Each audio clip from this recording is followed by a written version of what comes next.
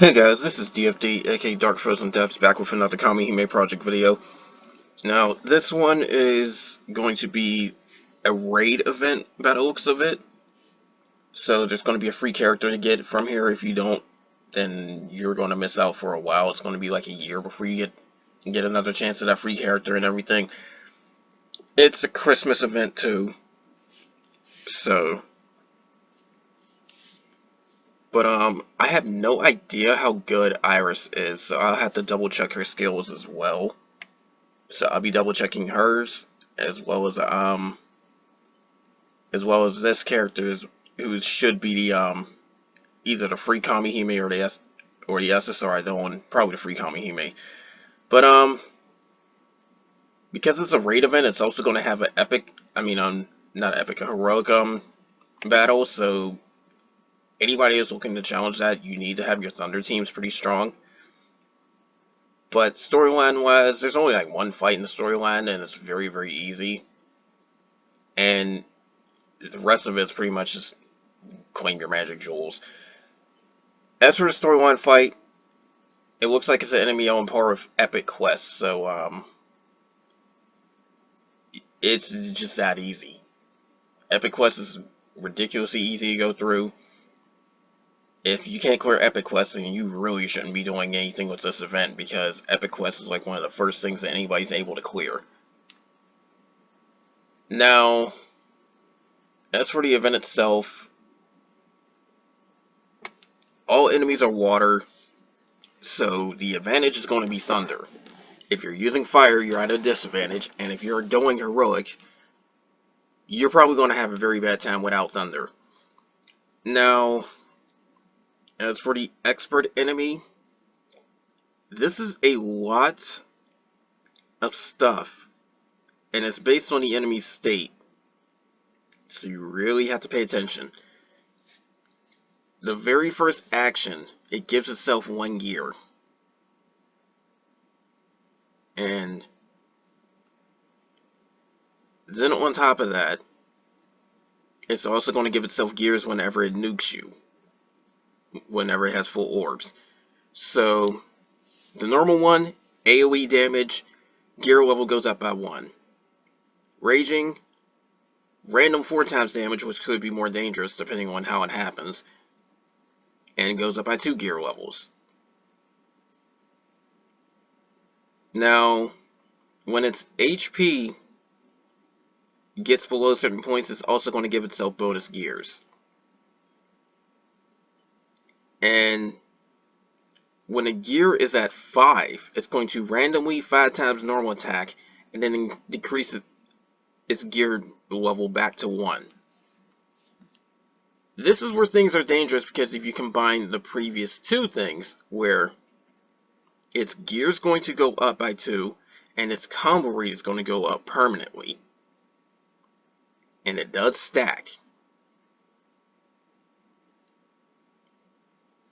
So if you're really looking at this, you can start getting hit with a whole bunch of OD damage, which count as bursts from enemies, and a whole bunch of normal attack damage at the same time. So be very, very careful with that. Now, it will do that buff whenever its HP is at half or 1/4 remaining. And it's got 5 million HP for expert. Now, looking at this again for the other stuff, it is basically the same thing, only it's going to buff its attack power with those ODs, in other words, when its orbs are full. So you have to be very, very careful with that. And then on top of that, it's also going to add another condition compared to expert. Every 5 turns, like if a turn is a multiple of 5, it's going to immediately normal attack and increase its gear. By 1 step in Ragnarok, by 2 in Ragnarok Plus, and it's also going to normal attack twice in Ragnarok Plus. So again, normal attacks is the main thing with it. Pay very close attention to it. If you do have access to the Idolin from the recent Koihime moveset crossover, the newest add-on, she can increase your evasion and decrease the enemy's accuracy at the same time. This is done by giving you an evasion buff and the enemy gets a darkness debuff. She's going to be pretty handy for this if you have her. She is worth using off element if that's the case. Blind lowers enemy accuracy and evasion increases your chances of dodging attacks. Both of them do stack if you have the debuff on the enemy and the buff on yourself at the same time. So that's going to be very helpful. Also, Ragnarok and Ragnarok Plus have 2 orbs before she uses her ODs. And even more dangerous about the whole thing is that Ragnarok Plus has 72 million HP, which can be a lot for some players. It depends on how strong you are. So if you're trying to solo that, it's going to be a slight bit of a gauntlet. I say slight because of the fact that, of course, Heroic, you're expected to do it on your own. But Ragnarok has 15 million HP, and Ragnarok Plus is 72 million, so keep that in mind.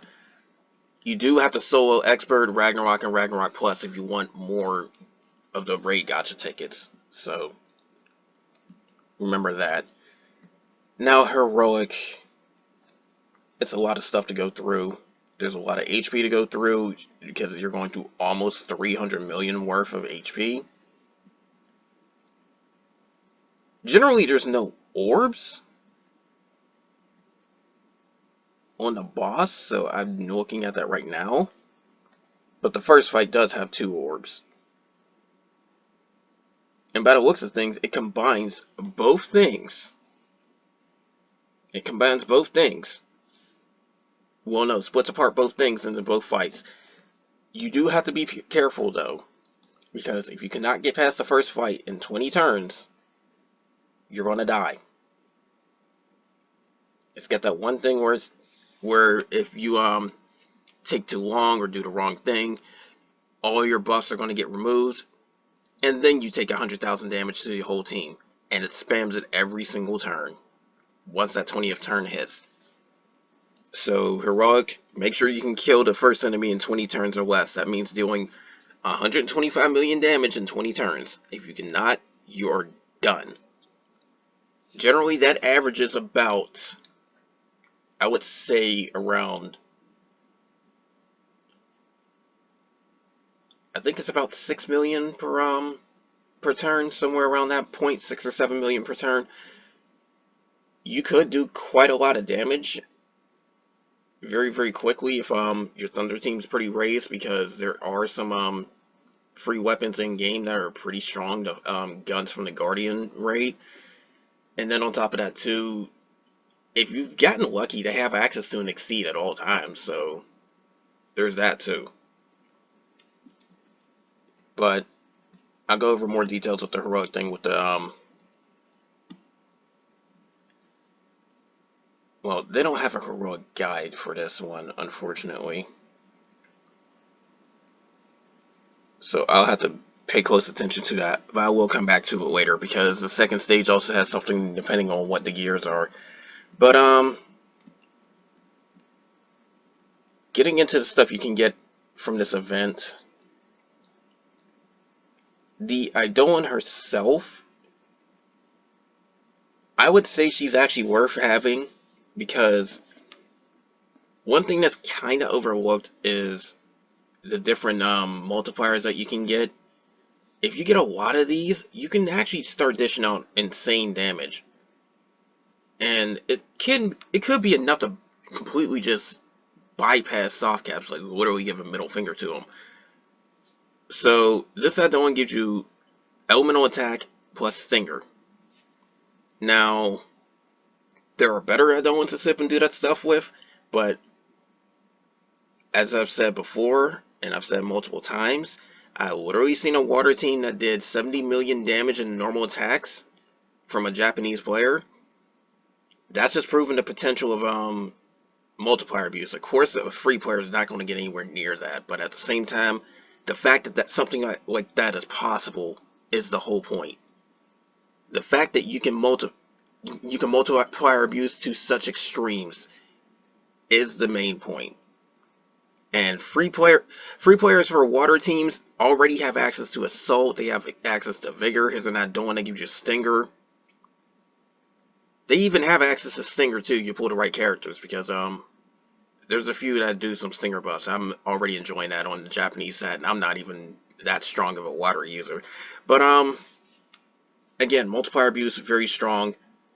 This is a pretty good multiplier abuse for an earlier player, so there's that. And her base attack is pretty high. On top of that, there's a bonus with her doing a buff that gives you triple attack increase. Always welcome. If you can increase your triple attack through buffs, always welcome. Because triple attack is definitely the best thing for normal attacks. Hands down. Aside from, of course, upping the normal attack damage itself. But, for the weapon, this is an interesting one because of the fact that while it does not final limit break, it does have large assault and small defender. So it's not a bad starter weapon. If you put this on a soul, which means pretty much only the souls that have the access to the snatch ability, they can put deep drown on enemies, which is the stronger drowning effect. And I'm going to have to go into it right here in order to see how much damage it does. But that is some very good early game damage. And unfortunately it doesn't show it right here. But deep drown is a stronger damage over time drowning, so that's usually like 6 digits worth of damage every single turn for free. For starting players, I would say that's actually pretty good. So there's that. But the mid-game players, which is the ones that are starting to get the final limit break weapons and all of that ready, and starting to go in the like ultimate raids and possibly even the guardian ones, you guys can ignore this weapon unless you really want to put deep drown on your cast bar or something like that. But I would say this definitely is a very good weapon for beginning players. Another interesting weapon you may or may not want to keep is this thunder weapon, because it has early access to Ascension and it still gives a decent amount of assault. So if any starting thunder users want to give themselves a little bit more Ascension, here you go, because Ascension does increase your healing. Everything else, not really worth worrying about too much. You can fodder it, you can use it as like placeholders. Either way, you're not going to keep them later on. And of course, the solo missions, expert, clear with Orb Kamihime, or, well, I can't say or less. I don't know why I read it like that, because Orb Kamihime is the weakest rarity anyways. So you have to use Orb Kamihime, the solo expert, if you want those tickets. You have to use Wind Kamihime on Ragnarok. Ragnarok Plus, just solo it however you can. And what that means is not even calling for help, because the minute you hit that help button, it doesn't matter if somebody doesn't join in or not. You don't get credit for this. Now, going back up, anybody that's trying to do the heroic, first and foremost, you are going to get counterattacked based on the gear conditions.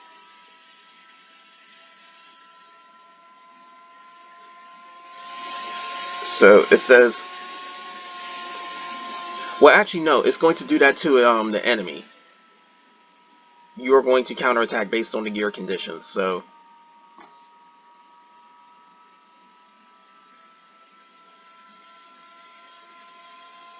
when you sip and trigger anything from this list of gears, then the enemy is going to get a normal attack damage down debuff to itself. But also it says to yourself, which I'm assuming is to its own, to the boss says it to itself. But there's going to be a normal attack damage down, and it's going to be permanent, and it can't be erased. So that's something that's there. Honestly, I think it might be the U, so be very careful of that. Because if it's stacking normal attack damage down to yourself, then you're really going to be in a bad position. But if it has one gear on itself, so pay attention to its buff counts and all that. If it has one gear on itself, don't use any yellow abilities. If it has 2 gears, 3 or more characters burst at once. 3 gears, don't use a red ability. 4th gear, inflicts 5 million damage on that turn. I think it's to itself. If it is, then you want to do these. But don't fully quote me on that. And then on top of that too, is the fact that it's going to constantly upping its normal attack rate based on the gears. And if it gets full gears, it's going to do 5 times normal hits. Like 5 times a normal hit. Remove all debuffs and reduces gear back to 1. So, looking at this fight, I think you do have to pay attention to what you're doing in order to reduce all the damage you're going to start taking, because it's going to up its combo rate otherwise. So save your yellow abilities for when it has 1 gear, save your red abilities for when it has 3 gears. You could probably do 5 million damage in 1 turn without even bursting for the 4th gear. That 2nd gear is going to be the tricky part, because you're going to need to have 3 or more characters burst at once. If you don't have characters that can really boost up their burst gauge pretty quickly, like Marduk or Thunder Soul, then you may struggle a little bit with that one. It depends. Now, as for the first part of the heroic fight, this is going to be the one that you really have a time limit for, because remember, 20th turn or later, you're going to get nuked every turn for 6 digits of damage. You can't do anything about it. Consider it a fail. Now, if the defense buff is erased, it's going to remove all debuffs from itself and put a permanent combo rate up on itself, and it says damage up as well. So you don't want to remove that defense buff.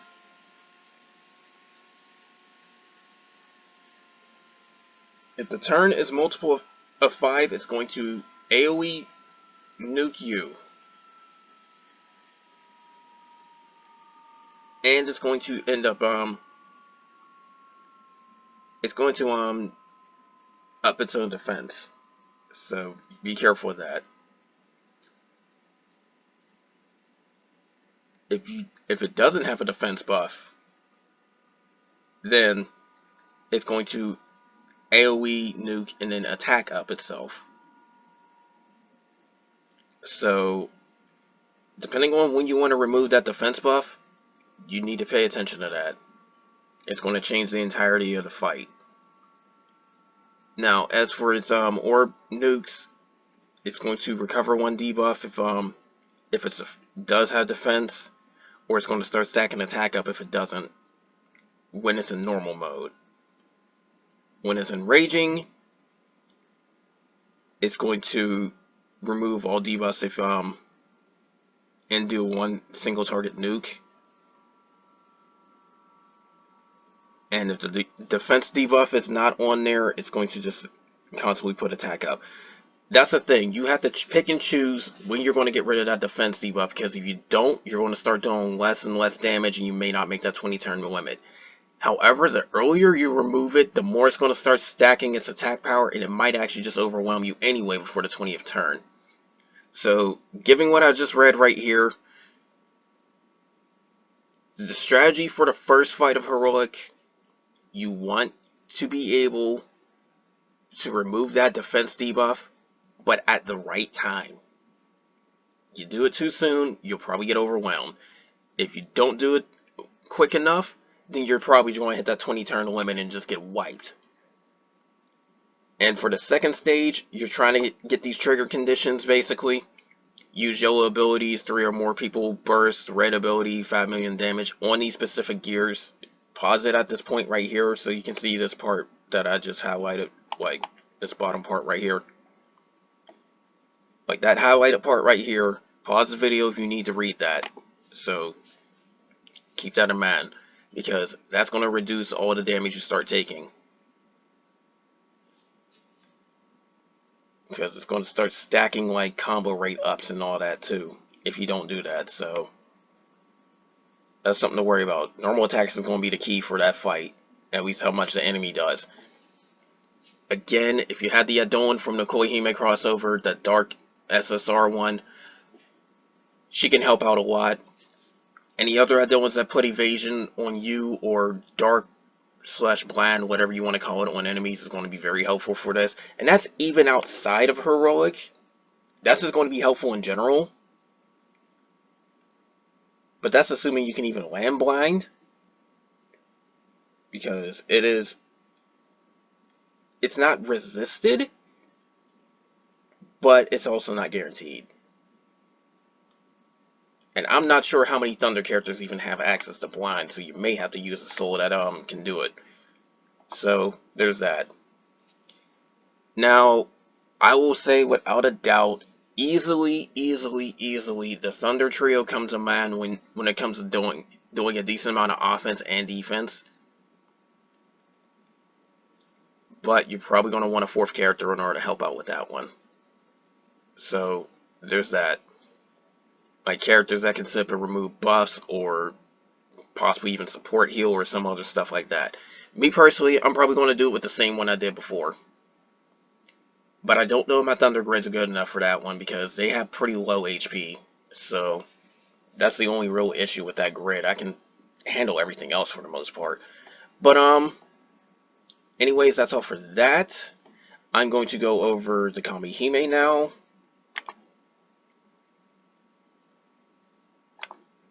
And this is, if I remember correctly, she was an R Kamihime. Now she's SR for this version. But she's a Thunder one, defense type. Her burst doesn't seem to do anything special, but her abilities. It says medium attack down to all enemies for the first ability.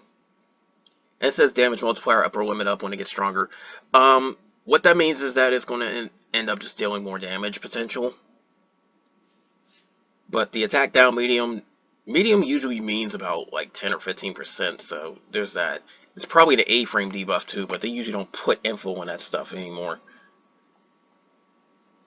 Like, yeah, see, they don't really put info on that.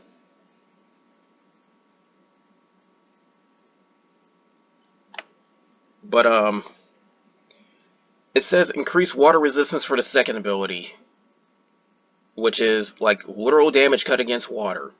Any elemental resistances is literal damage cut against it, but it also reduces the chances of you taking debuffs from water enemies. Pay attention to that, because that's one thing that's overlooked about the elemental buffs and debuffs. They affect debuff resistance as well, and your chances of granting debuffs, I do believe. So if, say, a dark enemy is hit with dark attack down, their chances of debuffing is reduced as well as their attack power. Elemental buffs and debuffs work like that. And then the third ability, it says recover own HP and grant revival. I do believe that's an auto revive. So if that's the case, then yeah, she's going to put an auto revive on herself. Also, if she ups her water resistance, it increases the chances of her being targeted. Personally, I would just like an ability that would sip and do that instead of an assist, because the assist can be something else, but she can kind of be a pseudo tank for Thunder. SR aren't exactly great for that, but that's a possibility. So something to pay attention to if need be. But overall, I'd say she's probably not that bad. It's just that you only really want to use her in tower more than likely. Now, as for the SSR Kamihime Iris, I'm going to have to go through this. And it's a long list because there's been a lot of characters. Also, if you're not aware, you have a limited time to pull this Iris, otherwise she's going to go away for a while. But here's the big thing about her. She's got sword buffs that she can do. Now, the previous one, the light one, was able to do it every turn. This one, however, She just randomly gets it at the end of the turn. Nothing else really needed. Now, she can reduce lightning resistance or thunder resistance. It also stacks. Anybody that's doing the Guardian Plus raids, well, you have basically the 50% to lightning resistance right here. Because I'm pretty sure there's another one that can sip and do it on thunder as well. But and even you can't. There's still the fact that you can have somebody bring out Medea for it. But her first ability, 7 times damage to a single enemy. Double damage if the sword is rainbow. Like if you got the rainbow sword buff. How you get the rainbow sword buff? That's her third ability. Instantly activates a burst that says. So I don't know if it fully gives you burst gauge or just makes her burst on the spot. But she gets a rainbow sword, and then on top of that, depending on the sword buffs, it increases the upper damage limit for her, and it gives her additional damage on her burst. So honestly, she's not too bad. Just reading off of this. Now, her sword buffs are different things. However, any sword buffs aside from rainbow will only last for 5 turns. The rainbow one is going to last 7. So, in effect, you can get like 6 of them, basically. And unlike her light version, it is not an ability you use, it is an assist. So, you're literally stuck to up to 6 of them. Now, here's all the different things that she gets from this. And it looks like it's the same thing from the others as well. Red's probably going to be an attack power boost. Orange is going to be a stinger boost. Yellow is going to be an elemental boost. Green is going to be a vigor boost. It says water, but I think it's indigo. But indigo is going to be a double attack boost. Blue is literally going to be a triple attack boost. Purple is going to be a special attack boost, and rainbow is just going to give everything. They stack. So if you have rainbow plus special attack plus the vigor plus the stinger plus the red one, if you have all of that, then it's all going to stack on top of each other, and she's going to get quite a massive boost. It says right here that the third ability also gives you just like 100 burst gauge, like 100 burst gauge rainbow buff. So whenever you want to burst or anything like that, there you go.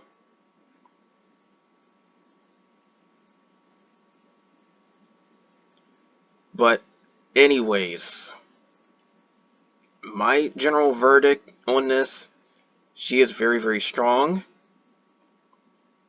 She is definitely going to be worth it. So if you can get her, try to. It says additional damage on her burst. So I'm assuming she's one of the ones that can hit 4 million. Or it says additional effect. I'm assuming she's one of the ones that can hit 4 million for the burst soft cap. Because we won't be able to go past that for a while. If we are able to go past it, it's still a lot of effort to do so, because you're going to have to start getting a crap ton more exceed in order to even get a small meager boost. So it's generally not worth it for that. But